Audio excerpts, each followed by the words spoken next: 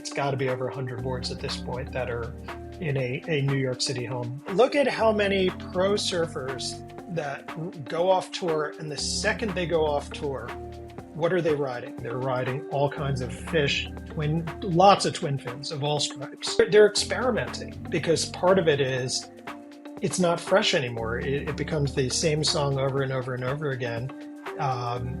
They're at the peak of their career and they want to mix it up and try something new. Really, it's about having fun, right? That's what we're all trying to do. And you can have fun riding the same board every day, but sometimes you want to mix it up and try something different. All right. Welcome to the Basis Surf Podcast. Super stoked. We got Ron from Board Porn today. He has a massive channel showcasing probably one of the most diverse, eclectic mix of surfboards I've ever seen. Crazy constructions like see-through, waffle, 3D printed, tints, designs, but also really cool boards that actually look like they perform really well. So super excited to have you. Thanks for joining, Ron. Thank you, Mann. Very nice to meet you and speak with you. So cool. Yeah. I want to get all into your experience with having, I've seen like a million boards on your channel now, and, what your experience has been with these different boards, your favorite boards. You also surf pretty well, and especially considering the Rockaway, mushy waves that we get, and curious to get your tips on that, because I'm sure a ton of our community surf small, crappy waves and want to get better at that. And so, and just your thoughts on board selection. So gonna get into a ton of interesting stuff, but why don't we just start from the beginning, kind of how you got into surfing and where your story went. So backing up, started as a boogie board kid in the preteen years, and in like pre-10, probably around 8 years old or something. We grew up out in Eastern Long Island, and my parents would take us to the beach all summer long, and then my grandparents lived in Montauk, so we'd be in Montauk half the summer. And it got to the point where by probably around 10 or 11 years old, I was standing up on my boogie board every wave I took, like fully standing up. And I wanted to make the transition to a surfboard. It was hard selling my parents on the idea of buying a surfboard when there were few places to get them, and it was something I hadn't yet done yet. It wasn't like you could just go rent a board back then. That would have been the late 80s. And I ended up in Montauk taking one of my uncle's old twin fins out of the rafters of the garage and using that, paddling out on that, and taking my first actual stand-up waves on the surfboard at Ditch Plains, probably around 11 years old. And I just knew that was it. That's no more boogie boards. That's where we're going with this. Nice. And so you just got addicted to surfing right away? Were you just like in it all the time? I was, and it was one of these things where, I always strayed away from ball sports and would always look for something crazy, whether it was, I had like every crazy little thing to ride or do. Like I would walk around my neighborhood on stilts while my brother was playing basketball. I would play trying to jump off of like high objects on a pogo stick and do all kinds of crazy things while he was playing baseball. Or I was skateboarding and roller skating and things like that. Right. And that was always kind of my thing, that like doing things on my own, doing things that weren't team sports, doing things that were different, that were more, I guess what you would call action sports or whatever, rather than ball sports. For sure. And that was my jam. Yeah. So what was surfing like in the Northeast back in those days? Like when you were coming up, the rubber probably wasn't that good. Surfing in the winter must have been pretty rough. Like, what was the scene like? What was it like? So I see people say that all the time. The rubber wasn't so good. And there are people that started in the 2000s and stuff like that will say that. I had my very first winter suit was still to this date, one of the best wetsuits I ever owned for winter. It was a wet dry from Alita wetsuits. And the thing was, it was crazy good. The only crazy thing about it was cross shoulder zipper, but on the back of the suit. Uh-huh. So you literally needed somebody that could zip it for you in the back, because there was no way, because of the torque, you could get it across unless you were like a yoga master. But the thing was, it was phenomenal suit, and I searched for years trying to find something that like worked and was as warm as and as comfortable and well fitting as that suit. So that was my first winter suit. That had to be, let's see, I've been doing winter since 13. So yeah, doing the math here, 89 around there that I got that thing, and it was fantastic.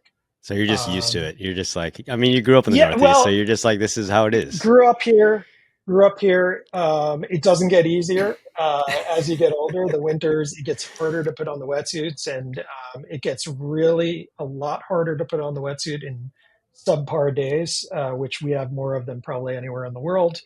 And so it's a challenge. But yeah, I think I have a healthy dose of training in winter wetsuits, and Yeah, yeah, have tried every brand, every fit, everything over the years. right.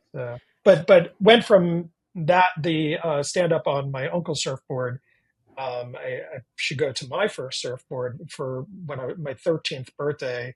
Um, my parents got me my own first surfboard, which came in the form of an Instinct surfboard, which was Sean Thompson's brand back then, and which he recently brought back out uh, as a clothing brand and surfboard brand now.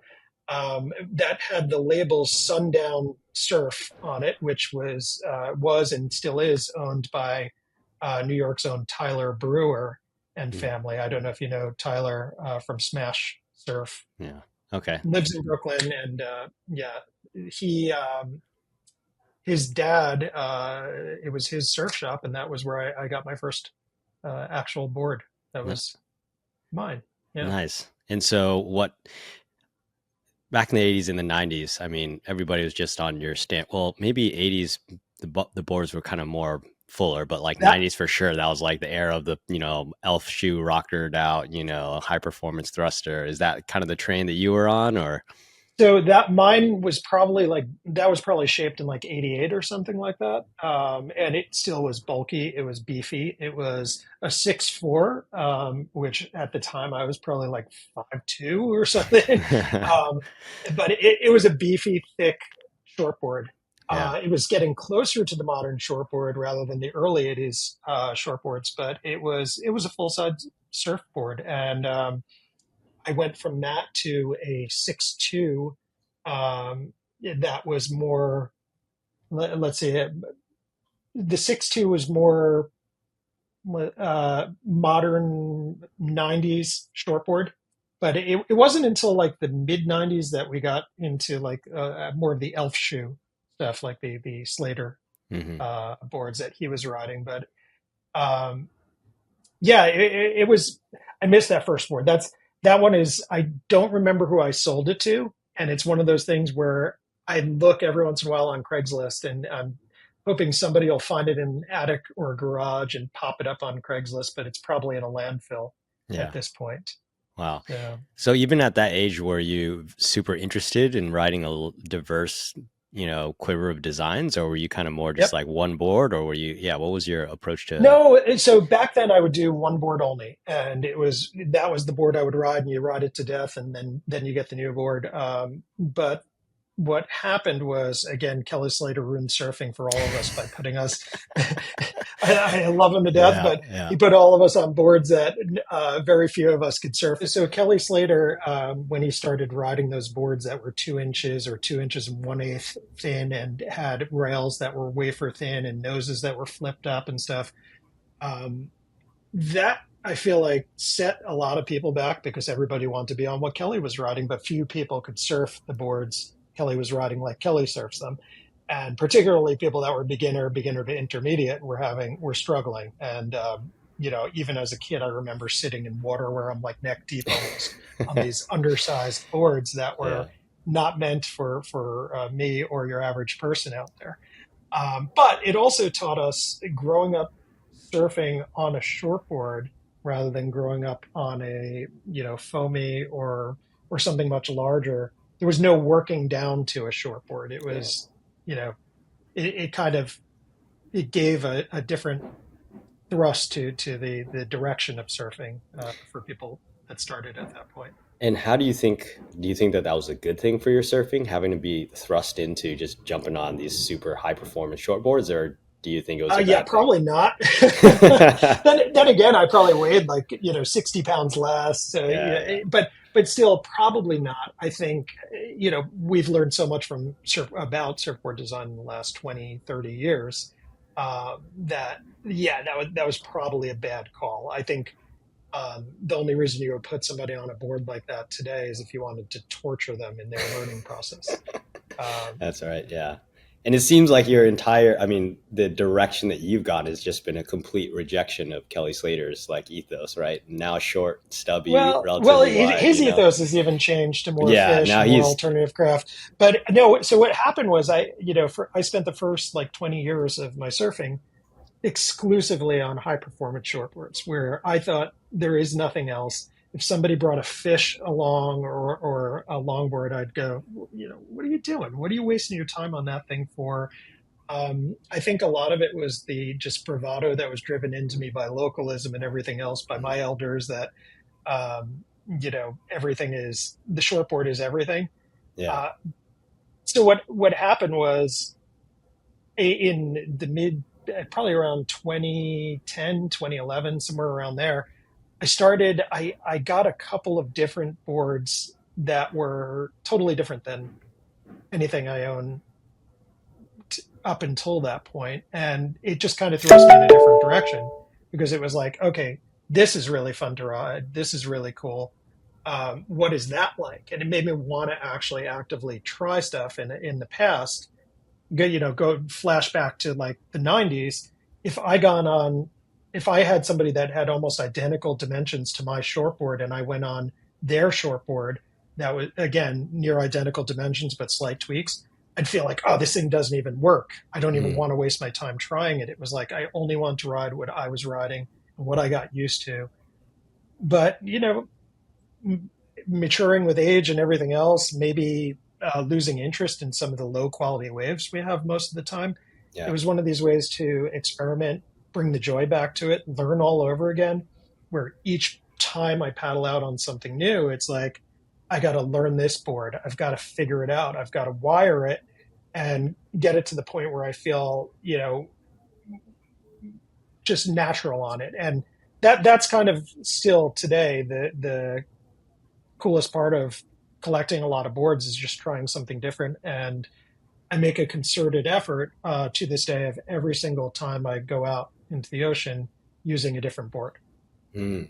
And Every that doesn't single mean time. using a Wow. different board for the first time. That means Right, right, right. always rotating, always rotating. And, so I try to never use the same board twice in a row.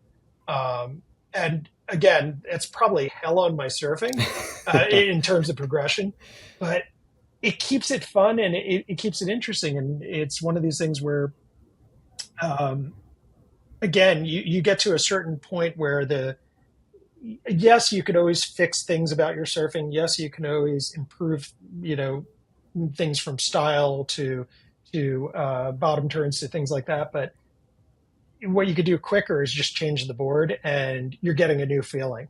Mm. Um, Yeah. and again, sometimes it's a like subtle change. Sometimes it's more dramatic, going from something more shortboardy to a fish to a Simmons to some wild asymmetrical. But it keeps the surfing feeling young and fresh.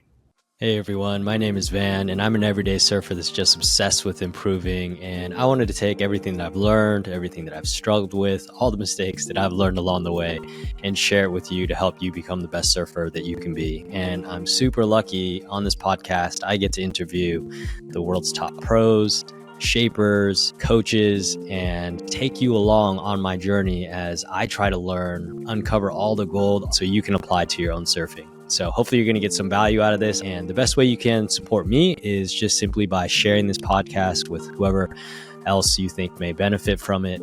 I also have been working really hard for a long time on something that I think is going to help a ton of people. I know that it was a game changer for myself as well. More to come on that over the next coming months. I'm super excited. Thank you for all the support. And for those of you just joining for the first time, welcome to the Basis community. Super stoked to have you. Yeah. Well, I have so many questions that come from that. The first one is because I saw this little video of you in your garage with your entire quiver, and there's like it looks like a Ah, hundred boards in there, and I'm just like, how does your wife put up with you? How does she not divorce you at this point with so many boards in your garage? well, first of all, let's hope she doesn't see this. No, no, no. I'm flowing She's blame. wonderful. She's wonderful, and she has been, without being like supportive, like, oh yeah, go get more boards. It's more like, really another one, and but no. She hasn't killed me yet. It might happen, but no, At she's some cool. point. So basically, we have an area of the house, Yeah. which is my garage, and then one room in the house, which are my board rooms. And I could have all my surf stuff in there. I could have all my boards in there. The rule is nothing spills any further than those rooms, or else she will just take it and put it back in those rooms. So And then chop your head off with one of so the boards. Yeah. yeah, I only have so much space, and then I'm at the point where I'm just about running out again, and so I'm not sure what the next move is, shy of uh, getting a bigger place or something. But All right. Well, it's yeah, time it's to. tough because Yeah. again, we're talking. It's got to be over 100 boards at this point that are Wow. in a New York City home. Is Really? it's 100 Yeah, got boards. to be. If it's not a record, it's certainly near a record. And without the intention of setting any records, I just love them all. Wow. So Um, you're like a proper, you you see some of these guys like in California and they just have like their entire garage is just rafters full of boards. I mean, that's the equivalent yeah. except it's in a New York City.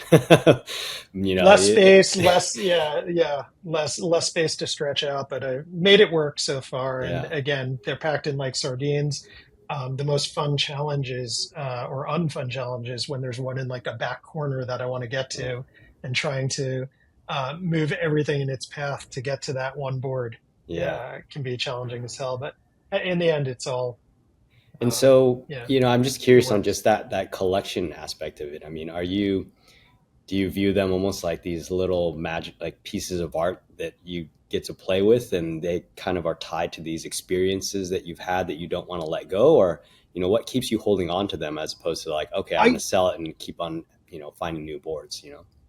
99% of them I feel 100% tied to, as much as somebody would feel tied to a kid or a pet Wow. or something. I shouldn't equate any of those things because they're each a different thing. But Yeah. I actually have horrible seller's remorse anytime I do Mm. let one go. Yeah. In part because some of the boards that I've had that I'm like, I could go out on a day and it'll feel like a dud. It feels like, oh my God, Right. this thing just feels terrible. And then another day I'll go out and the waves are different and I'll try it again. And I'm like, oh no, okay, that was the waves that day. That was just terrible. I probably would have been hell on most of my boards. Um, so I like to always be able to come back to them. So when I do sell them, I almost always have remorse. And every once in a while, I'll see one come back along on Craigslist or Facebook Marketplace, and I'm like, I should buy that back. I should buy, but it's always for way more than I sold it for, so I don't. Yeah. Yeah. Yeah. Exactly. Wow.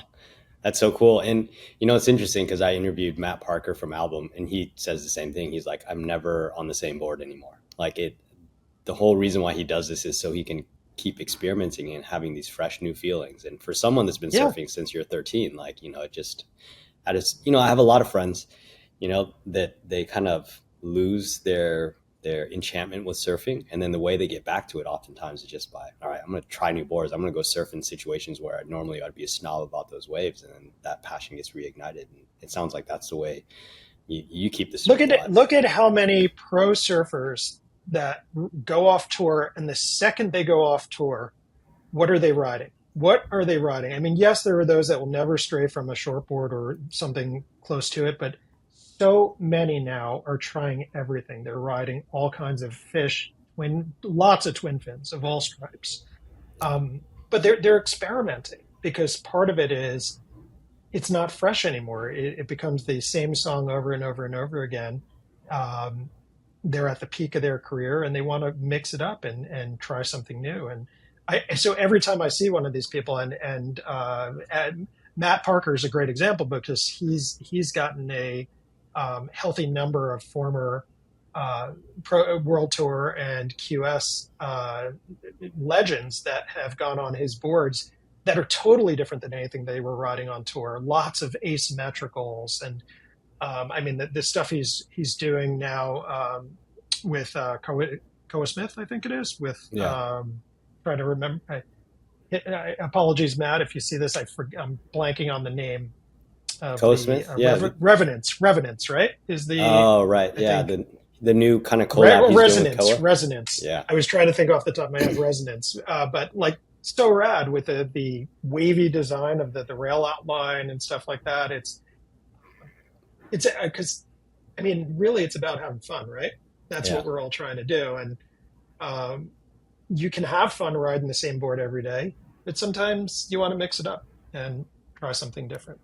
Well, I think that's what's so cool about your channel is that you do feature these boards that look out of this world. But it seems like, you give feedback on them and they work. I mean, I was looking at one board and it had this crazy 3D printed frame and it was see through. And what was that board like? I think it was from like Wave Surf. They were from France or something. What was that board like? Oh, Wive Surf. Wave. Thing's epic. It's a regular, what I would call it. It's probably closest to a Hypto Crypto in actual shape and design. Obviously, a lot of differences, but in terms of outline, not overall design. But it's yeah, using a 3D printed frame that they then glass, and it feels like a PU surfboard. It feels like a foam. It's got decent flex. The frame itself has decent flex prior to the glassing. Um, it's got incredible. I mean, the weight is right there with a PU board, and it's just totally different construction. And it's things like that. It's almost a surprise that people aren't doing more of that, but I guess it's not cheap Yeah. to do different variations on construction and everything else. Right. Uh, because we're all 90% of humanity is surfing the same basic construction that's been in place for the last 50, 60 years.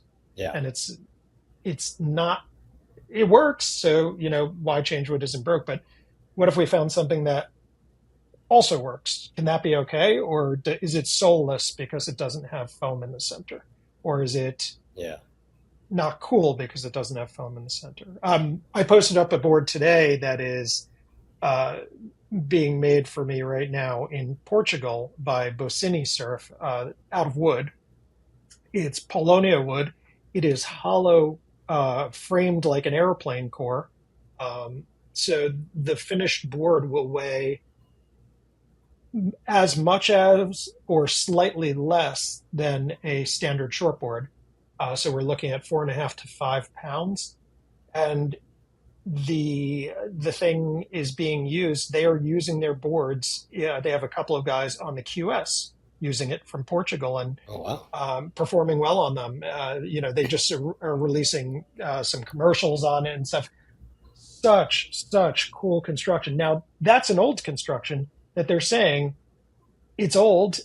People still do it and build boards like this all the time, as is evidenced by companies like Grain Surfboards up in Maine, where you can go and build your own surfboards. It's often done with that construction with the hollow core. Um, why can't we apply this to shortboards, modern shortboards, and other designs, and make it more accessible to people? And if we're all searching for these eco boards or something that's friendly on the environment, what's more friendly than wood and very Right. little, plastic thrown in? Right. So, Yeah, and I saw. I remember you were posting about vacuum sealed boards with Dan Mann, like way before they got popular. yeah, And now Dark Arts. I mean, many many years after you were posting about that, Dark Arts like has blown up, and that's like kind of normal in the surfboard industry now, right? And so it's interesting how new technology, some of it breaks through, some of it doesn't, and what it is that yeah, actually gets the technology to break through. And I guess it is just getting how surfing is very much so a culture of it's not the most open-minded culture, and you kind of need people to push it at the top in order for it to gain mass kind of acceptance. So um, Yeah. maybe you just need like some pros ripping on some wood boards, and then you're gonna. I mean, but there are, but just not in that specific Well, construction. and So that's it. And they have guys, so they have guys doing well on the QS on their boards. yeah, Now the question is, if they got somebody on the world tour that was using it, now other people are going to take it more seriously, and right, that's part of it. Because when you're looking at a board for performance standards, it's got to match up to world tour quality and QS quality for to get real widespread attention. So look at taking dark arts as the example.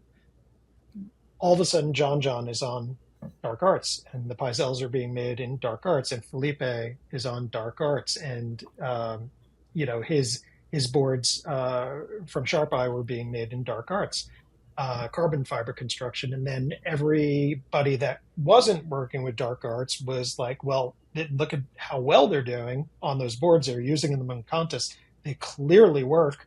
Um, Plus, they look cool and different, so yeah, people want to try them. So every company under the sun was like, "Oh, here's our uh, yeah, full carbon fiber vacuum bag construction."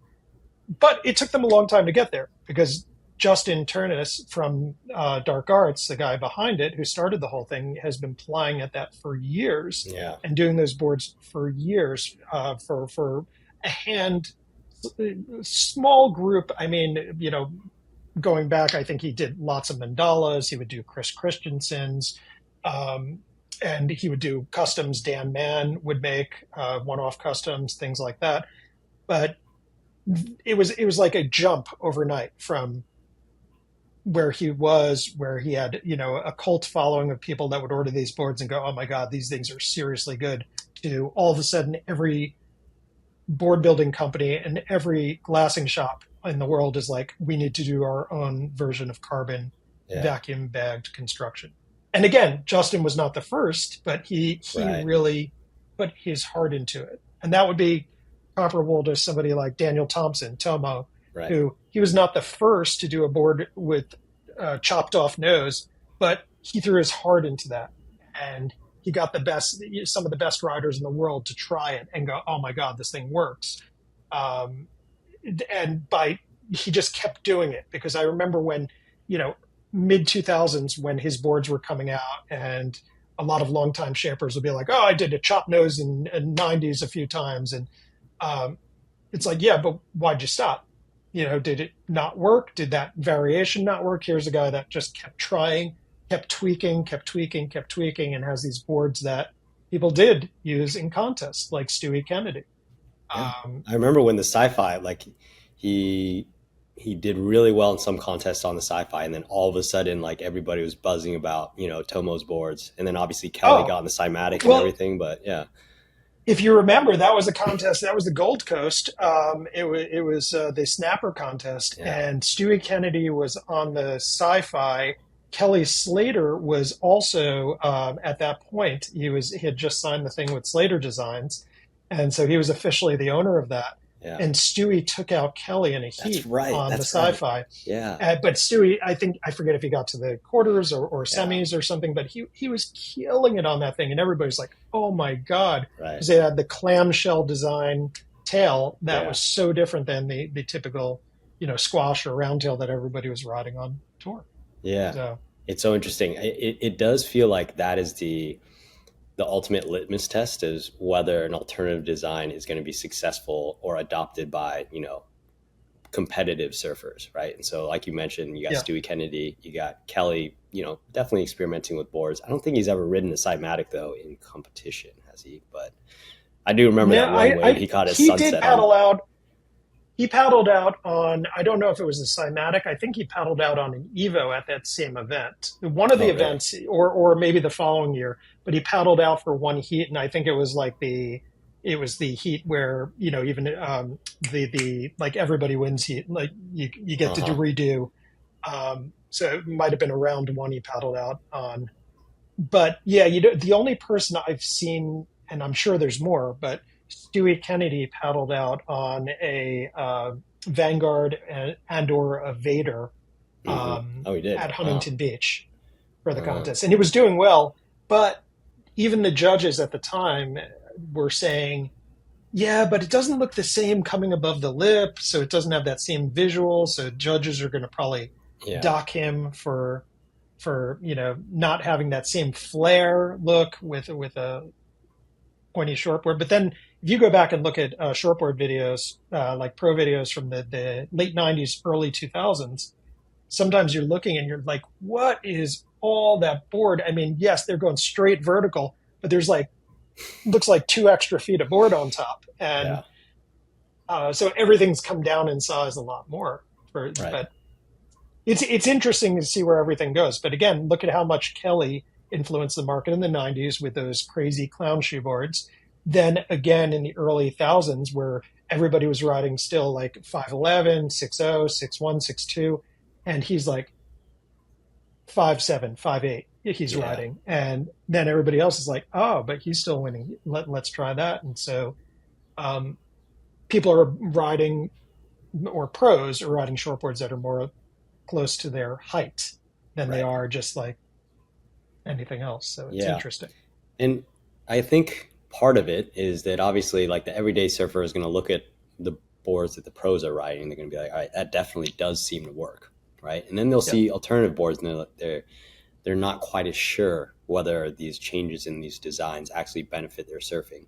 I mean, so what's your perspective? You've ridden so many different boards. You've looked at so many different boards. What are the what are some of the innovations that people should experiment with that you found have really benefited you and would benefit other everyday surfers?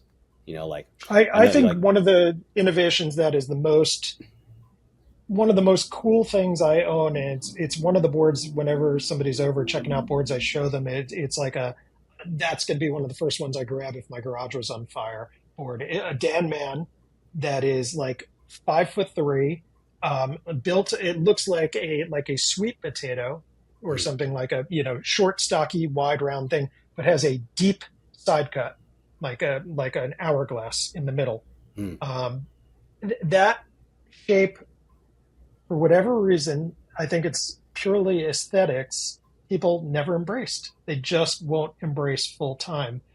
There are lots of shapers that do variations on it. There are shapers that have, built quivers on it.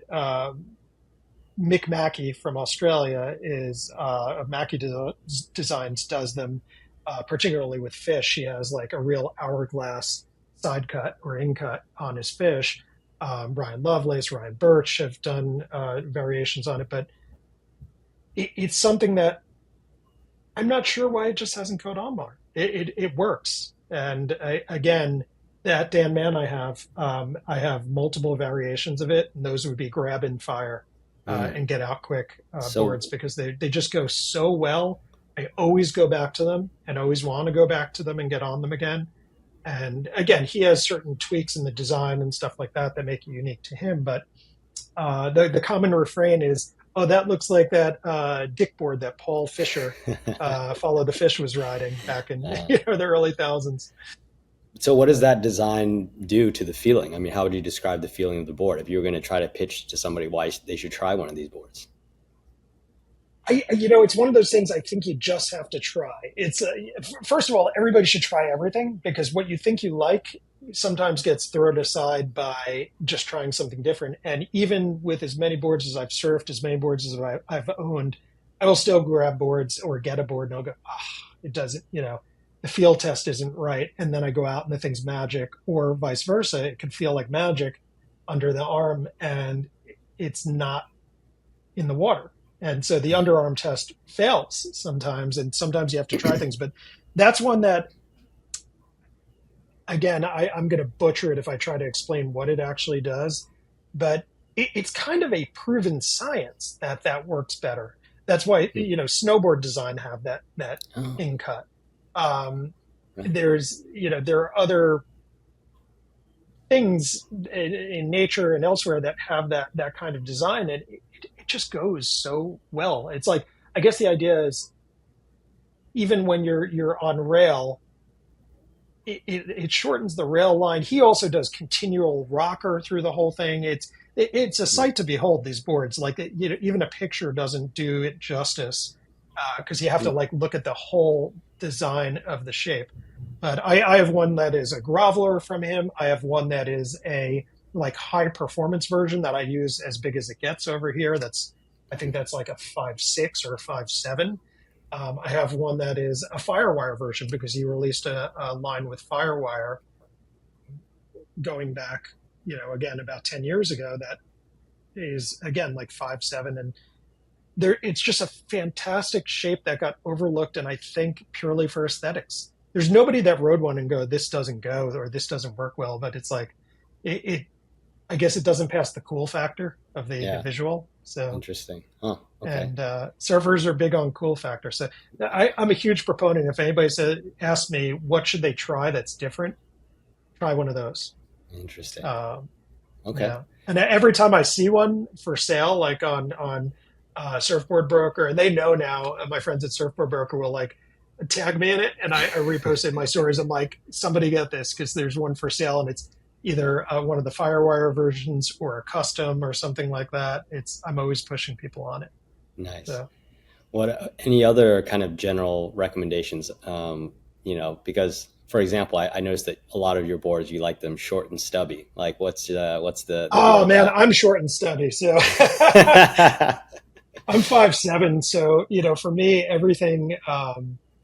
Riding really long boards as a short guy in what is usually small waves over here, you lose turning radius, you lose the ability to move it quickly, you get too much swing weight. And so when I started riding shorter and shorter boards, I was like, oh, this is easier. It goes around the wave more like a skateboard, and allows for more movement Yeah. or fluid. Maybe not. I was going to say fluidity of movement, but you know, my gorilla arms aside, it just feels like you can put the boards where they want to go more when they're smaller in shape. And part of it is, again, New York surf. Yeah. It's Yes, we have moments of like incredible surf, but the vast majority of moments are like today, where it's basically flat. Might be something you could go out on a log and just stand up and ride for 5 seconds and it fizzles, or it's something that is in like the knee dot waist high range, and that's all we get. Yeah. And that's the majority of our surf. So many days I will be frustrated that there's no waves, and I'll be flipping around on Instagram, and I follow all these accounts all over the world, and I'll be like, what the hell's going on? It's like June, there's no waves here. Why does Italy have good waves today? They're in the Mediterranean, and it won't even be like Italy and the Mediterranean. It'll be in the Adriatic, like between them Yeah. and Croatia. And it's like they have like chest to head high waves, and we haven't had chest to head high waves for weeks. It's like, what is going on? Or the Great Lakes will have frequent bouts where, and again, I know they could go flat like lakes, literally, Yeah. but very often I'll see them post up images and video, and I'm like, it's been better there, way more quality surf sessions they've been having up there over the last month than we have. Yeah. So with that in mind, it's like you want to try to find boards that really kind of work. And the easy answer for that is get something big, get Yeah. something, like a log, and just point and go. But growing up as a shortboarder, I still have that, I got to swing my arms and wiggle my butt. So it's the hybrids, the short, fish, the Simmons, and things that were born out of all that, the compressed shortboards, things like that, with more volume. Those kind of check off the boxes. Yeah. Well, I'm sure this is going to be an impossible question for you, given how many surfboards you have and the fact that Yeah. you're always changing your surfboards. But do you have any recommendations, favorite grovelers? It could just be a couple or just, guiding principles if somebody's trying to pick a groveler. So, I do. And I think, one of the challenges is there's so many that I have that are so good by so many different shapers. And they're variations. Some of them are totally home baked, some of them are variations on other people's designs. But one of the things is you want the audience to be able to get it wherever they can. And um, I think an easy way to start for somebody that wants to try out the grovelers or a real groveler and get a good handle on it is go to one that you could get that is widely available. Um, which again, like a potato by Dan Mann, one of the sweet potatoes or baked potatoes or something like that. If you don't have one in a surf shop near you, there's got to be one on Craigslist or Facebook Marketplace or whatever you might source boards that's used. You could probably get it cheap. You get to try it out, see if you like it. But um, Dan Mann knows his way around a surfboard, and those designs are tested by their team to death before they're released. And yeah, it's a great entryway to trying something out that is different than a more standard shortboard or an alternative to a fish that might be more performance oriented. So that's probably one of the most widely available. And then, Lost Surfboards has different variations on that as well with the round nosed fish, different, multiple different round nosed fish variations that they have. Um, so I think there are options. It's just a matter of, um, you know, Yeah, uh, what's available to you, totally, pretty totally. much.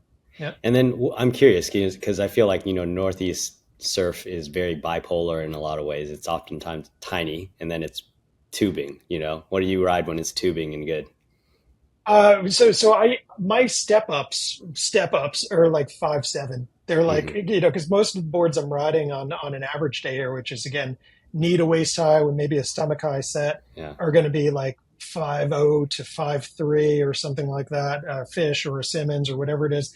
But then when it gets good, I'm on a 5'7", 5'6", Okay. Yeah. shortboard, or shortboard ish. Maybe it's 5'7" by like 18 and 3/4 or 19 inches by like 2 and 3/8. So Hmm. it's as close to a performance shortboard as I'll get without Yeah. going back that route. Got Yeah, it. Got it. Makes sense. But you're not going, so you're going to your more traditional high performance shortboard style when it gets a little bigger. that's right. Yeah. Yeah. Okay. Yeah. I was wondering, like, do you try to, like, I don't know. I think I saw that the Evo is one of your favorite boards. I'm like, do you try to make the Evo work when it's like in those conditions? But it sounds like you just Yeah. go Oh, with no, the no. flow. I think it goes great in good condition. So Evo is a great travel board. That's one where, I've tried to sell people on the virtues of it. It goes great in good waves. It goes great in garbage waves. And it's one of these where, um, again, it's infinitely replaceable if you get it through Firewire, which I think they still sell the Evos. So you could always, God forbid, it got broken in travel. You could always get a new one. That's like the exact thing. One of my biggest fears is traveling with one of my precious boards and having them be smashed or broken or something else, and not being able to do anything about it. Right. And Right. particularly a custom or a custom by somebody who's not making them anymore or something like that, where it's like uh, losing, it would be like losing a child where you can't get it back. So Yeah. I'm always careful about which boards I travel with, and I always make sure that they're boards that are relatively, no board is replaceable, but easy to replace. Where if I'm gonna go, it's gonna be a board I love surfing, but also if it broke, I'd be able to figure out a way to get one pretty close to it. So You are so yeah, emotionally attached to your surfboards. I love it. it's unhealthy. Nice. Well, so Yeah. we covered a lot of the, your thoughts on board design. I mean, I think a lot of people, myself included, we struggle surfing like crappy New York City waves, and like I know that there's Yep. tons of surfers that have, even if you live in LA and you're surfing on Porto, it's like crappy closeouts all the time. You live in the UK, you live in Europe. I mean, there's tons of places where your waves aren't great and consistent. What are your general tips for surfers that are looking to improve and trying to get better in those kind of conditions? Because I've seen you surf Oh those man. waves. I mean, you surf pretty well. You go super fast. That's the biggest thing I notice. But yeah. I gosh, I think part of it again is just growing up surfing these waves and um, always having to surf surfing bad waves. They're, again, not comparing myself to them at all. And there are plenty of people from like other places like California and Hawaii that are way blow me out of the water here. But there's a reason that people like Kelly Slater um, is so good in good conditions because he was so good in bad conditions having grown up in Florida. There's a reason somebody like Balaram Stack is has gone on and become a pipe master because the conditions here, well, we'll get barrels and we'll get those good days. If you could get good at bad waves, you could do great in good waves. It's just a so I think we have the edge in learning in the some of the most terrible waves on the planet Yeah. that are consistent enough to allow us to learn where it's not like flat for 4 months. But yeah, it's been a challenge. Right. I guess same thing with the Yeah. Brazilian surfers, although I feel like their waves are more consistent in the Northeast. And then what? But what about because you're a regular footer, right? Any Regular foot. Yeah. specific tips on going backside? Oh, practice. I see too many people, even in Rockaway, which is predominantly a left, goofies are only going to go front side, right? Yeah. Um, then I see so many regular foots that instead of going with the predominant left, they're trying to surf wonky rights that aren't really breaking, that are barely a wave, and just to force the front side because it's the more comfortable thing. It's like just get. I feel like you just have to get out of your comfort zone and go against the grain more. So surfing backside, it's one of those things where, yeah, I mean, if I could choose going to a perfect left or a perfect right, probably would choose the perfect right. Then again, all the lefts I surf, I'm just as comfortable either way. So if I ended up in a place that's like that, but I'll watch friends from here who are goofy foot, who are surfing lefts here all day long. When we go to New Jersey, they're like, "Come on, let's go find a place with lefts." And it's like Yeah. Yeah. you go to New Jersey to get rights because Yeah. the way the swell direction comes, and they're hunting lefts in New Jersey, and I just don't get it. Maybe if you live there and you never surfed lefts and you're looking for that rare left, but uh, I think people need to get out of their comfort zone and just try different things. And same goes to backside frontside dynamic. Totally. Totally. Are there any common mistakes that you see in the water, both in terms of technique or also just board selection? So in terms of uh, I see, I think it's hard to define. I think one of the hardest things is that a lot of people have trouble moving from larger boards where they'll start to smaller boards. And it's not that they're making a fast transition. It's just, it's a totally different thing. I really do think there's an edge. Yeah, there's an edge to learning to stand and learning to trim and learning to go down the line and everything on a much bigger board. But I think there's an edge to the people that grew up riding shortboards in the sense that you learn to make speed or you get left behind. Um, you learn to do things that, again, everything's easier when you start young, and surfing on a shorter board is always going to be harder from a start. But yeah, I don't know what advice I would give to people other than get outside of your comfort zone, try something different, and sometimes you have to take a step backwards and make mistakes to take a step forward and learn and progress. Sounds like you got that mentality of just like just throw yourself into the deep end, right? Just like go Yeah, surf lots of bad waves because you'll get better at surfing bad waves, and then just try to surf a shorter board because eventually, I mean, in the beginning you might struggle a little bit, but eventually you figure out, and then you figure out how to generate speed. So you're just yeah, like a hard, just grind it out, hard work. That's your approach. yep, that's right. No, that's good advice. I like that. Yeah, All right. Well, we got to work towards finishing up here, but I got three more yeah. questions for you. Uh, Dude, favorite surfer to watch and why? oh, that's a really hard one because I have a lot of people I really like watching. And again, it's some of them are aspirational, some of them are like they just blow your mind. So like Victor Bernardo, Yeah. who I think everybody likes watching. He's got such an easy to watch and easy to appreciate, clean style, and it's like if I could be anybody right now, I think I'd be Victor Bernardo. Oh yeah. Um, it just everything he does, arm placement, everything. Watching him, it's like, oh, I want to surf like that. And then I watch my clip, and it's like, what the hell am I doing with my arms and that stance and the hunchback? And oh God. Yeah. And you try to make those subtle adjustments, and sometimes you'll get it on a wave, and it's like, all right, that looks better. And then you forget it and you slip back into your old habits a moment later. But he's one that is just so easy on the eyes. And the great thing about him is he's a guy who is an absolute QS warrior and an absolute unit on the QS who has turned to these alternative craft uh, through album that are just, I mean, they suit him, he suits them, and it's like a perfect match. Oh So man, yeah, he's one of my absolute favorites to watch. Where every time I'm flipping through, scrolling through Instagram or something, and a clip comes up, stop, watch this full thing, and let's see what he's doing. Similarly, Mikey yeah, February is like, for so many people, love watching him. I have to say less so. I'm not watching a lot of people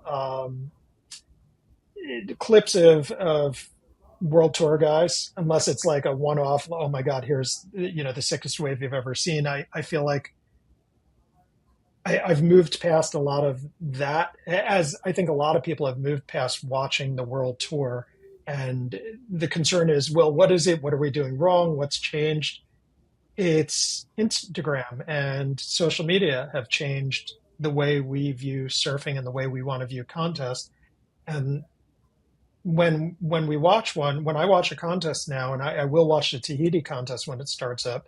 If I'm sitting watching a contest, my wife will walk by and go, say something like, so they're basically just sitting there for like 28 of 30 minutes and they get yeah, 2 minutes of waves, right? yeah, And yeah, it's yeah, like, yeah. So I'm just listening to Joe Turpel for 28 minutes talking yeah. and seeing 2 minutes of surfing. And I think Instagram and the other social media have programmed our minds to like life in 15-second bursts or 10-second bursts. And any day of the week, you can flip on an Instagram, and if you follow a few surfing accounts, you're going to see better surfing each day than you will see in that contest. And it used to be the best way to see surfing live, the best surfing in the world was you went on and watched a world tour contest or a good QS contest. And now that there's just so much that competes with that is instant gratification, and you don't have to listen no slight to Joe Turpel, I love him, but you don't have to listen to 28 minutes of people talking about surfing. You could just really Right. appreciate the highlights. Yeah, WSL is So, definitely in a tough spot trying to figure out their business model. That's for sure.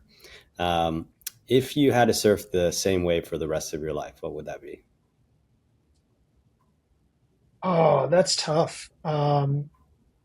Probably somewhere warm, somewhere with a reef bottom, um, somewhere, well, not necessarily warm. I don't mind wearing a 3-2, 3-2 and Mhm. boots at most, but somewhere where it's a rock reef or a coral reef or lava reef bottom, right hand point break. I feel like I've earned it after so many years of surfing jetty lefts, Yeah, now going on 20 some odd years and another, decade of surfing jetty lefts in the Hamptons and West Hampton. So it's like I'm ready for a right hander for the rest of my yeah. days. Yeah.